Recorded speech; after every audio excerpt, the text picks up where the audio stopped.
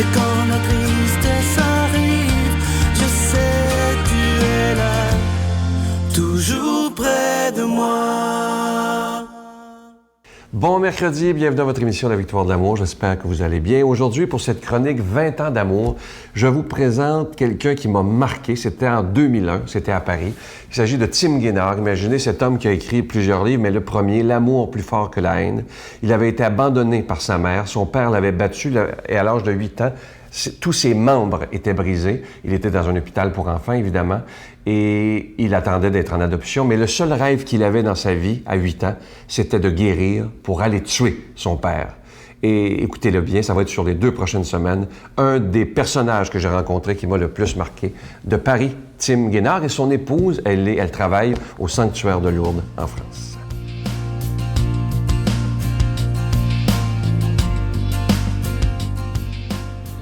J'ai eu tellement envie de marcher, pas pour marcher, pour aller le tuer. Ah oui? Mon rêve, c'était de remarcher pour aller le tuer un jour, me venger. Tu vois, il y a un moment, tu es triste, tu as envie de magie.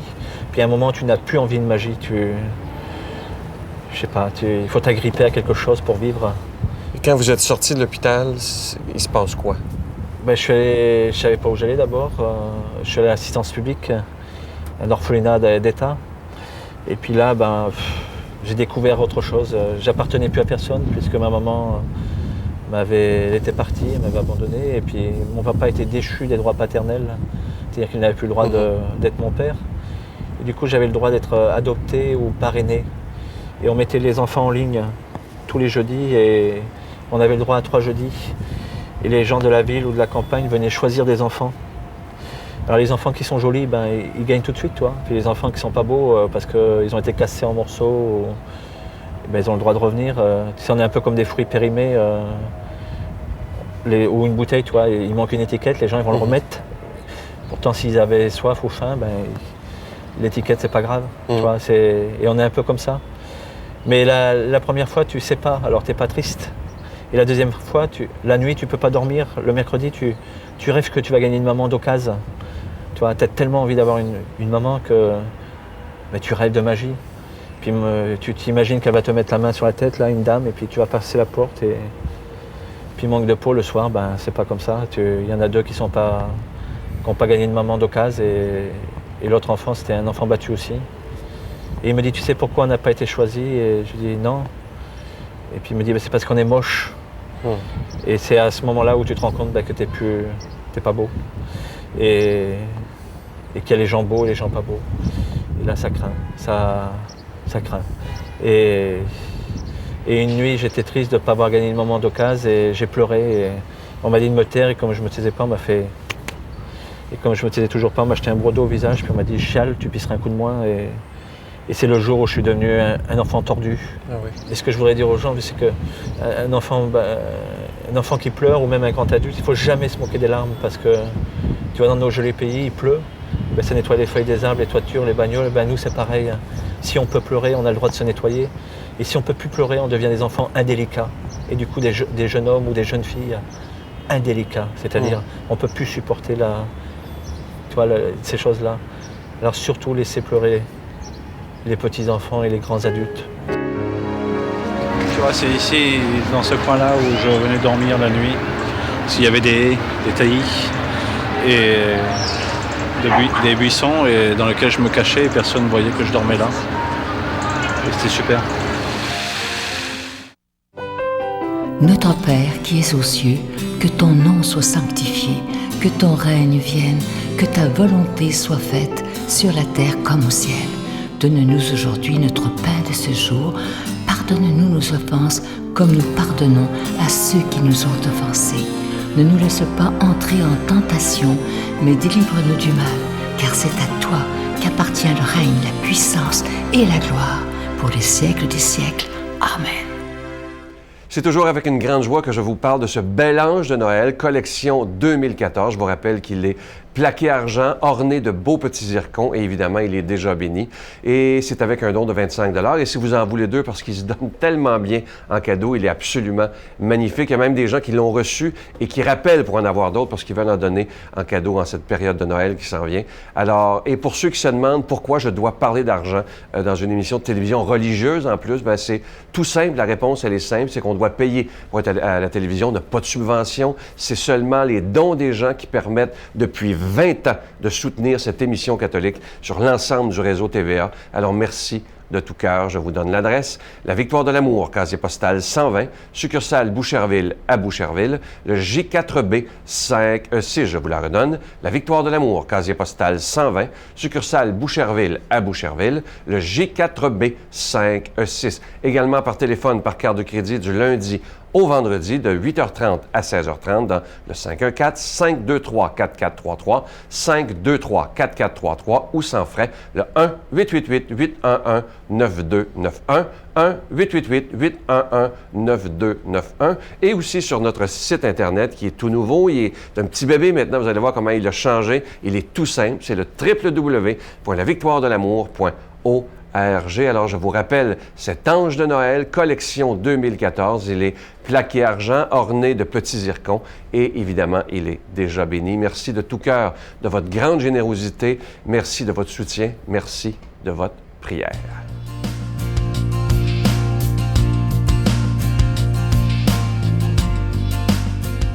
Mon Dieu, donnez-moi la sérénité d'accepter les choses que je ne peux changer, le courage de changer les choses que je peux et la sagesse d'en connaître la différence.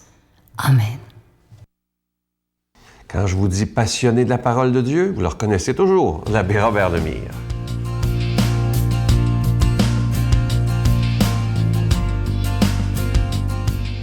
Bon matin de Dieu vous tous. Je sais pas ce qui se passe. Je veux dire, on est dans le mois de novembre, hein, quelque part.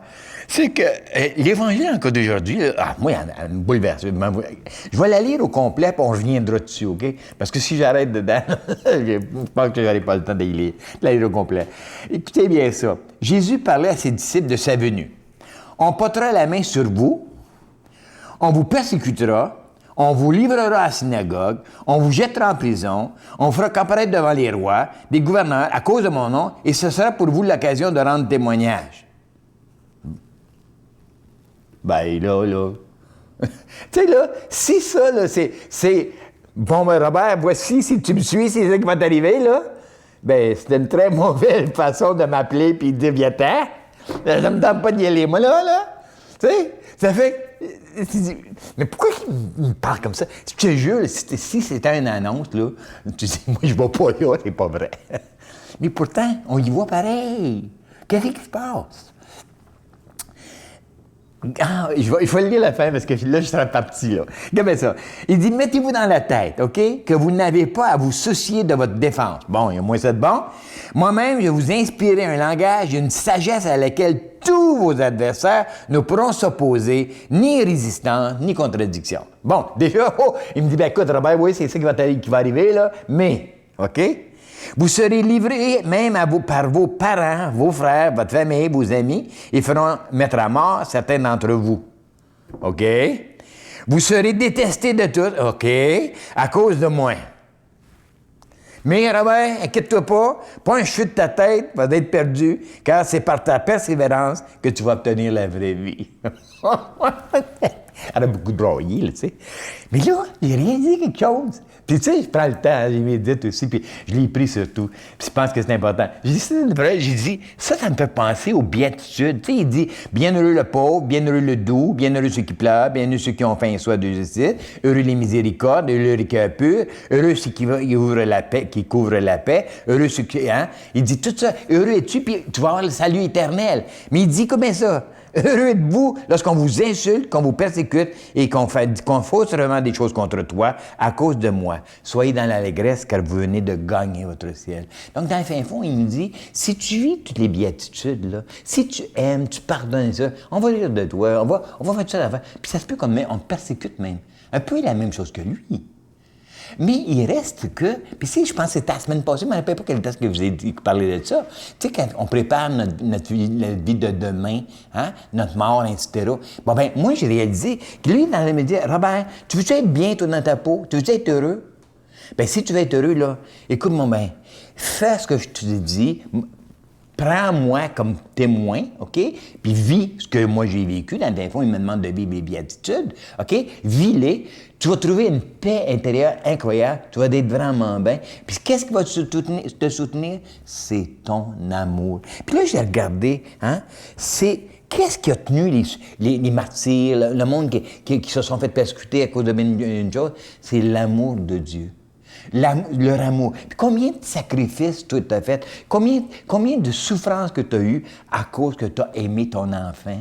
Que tu l'as mis le premier dans ta vie, etc. Ton mari ou ta femme? Combien de souffrances as-tu eues parce que tu as su aimer? Mais c'était correct. Parce que l'amour que tu avais pour cette personne-là comblait la souffrance que tu avais. C'est clair, ça. Fait que c'est là que j'ai réalisé que pour moi, quand j'aime vraiment, je suis capable de passer à travers, je suis plus fort que le problème. Puis c'est ça, dans le fin fond. Tu sais, quand il me dit, tu sais, Robert, la paix que je te donne, c'est pas la manière des hommes, OK? C'est pas une absence de problème. C'est de savoir que tu es plus fort que le problème. Puis j'ai réalisé que dans ma vie, puis après ça, je me suis assis, puis j'ai commencé à écrire des affaires, puis j'en ai eu des tapes à gueule, bien sûr, tu sais. Mais il reste que ma vie, elle était fantastique pareil, parce que j'avais quelque chose qui me supportait. J'avais quelque chose de plus grand que ça. Puis je pouvais aller regarder ces personnes-là et leur dire, eux autres sont comme ça parce que justement, il leur manque un élément essentiel, c'était l'amour. C'est clair, hein? Il manquait l'amour d'eux-mêmes, l'amour du frère. Il y avait un vide dans leur vie. Puis c'est pour ça que moi, je réalise de plus en plus, le plus que je me rapproche du cœur de Dieu, le plus que je prends la façon de regarder de Dieu, mes frères et sœurs, le plus que j'ai une paix intérieure, puis que j'ai aussi des biens matériels.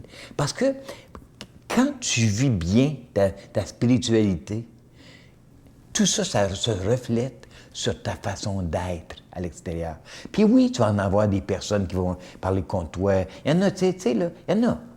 Tu en auras toujours. Mais tu vas toujours te sentir en paix. Pourquoi? Parce que tu te sens bien dans ce que tu es. Parce que tu es fidèle au Dieu qui t'habite. C'est ça, dans le fond. Fait que moi, je te dis, là, c'est vrai ce que c'est que ça veut dire, il va nous arriver ça. Mais tu sais, il va nous arriver, comme il t'en arrive tous les jours, mais regarde, tu es bien plus fort que les problèmes qui arrivent chez toi. Pourquoi? Parce que tu as une force intérieure, c'est le Seigneur lui-même. Donc, je demande au Seigneur de te donner cette force de l'Esprit Saint, au nom du Père et du Fils et du Saint-Esprit. Amen. Je vous salue Marie, pleine de grâce. Le Seigneur est avec vous. Vous êtes bénie entre toutes les femmes, et Jésus, le fruit de vos entrailles, est béni. Sainte Marie, Mère de Dieu, priez pour nous pauvres pécheurs, maintenant et à l'heure de notre mort. Amen.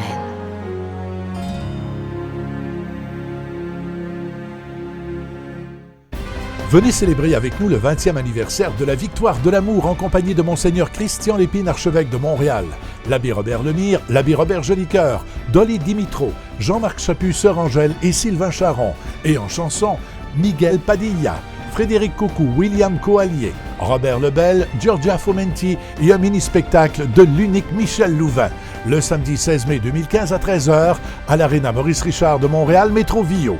Coût du billet 25 $, taxes incluses. Réservez rapidement au 514-523-4433 ou sans frais au 1-888-811-9291.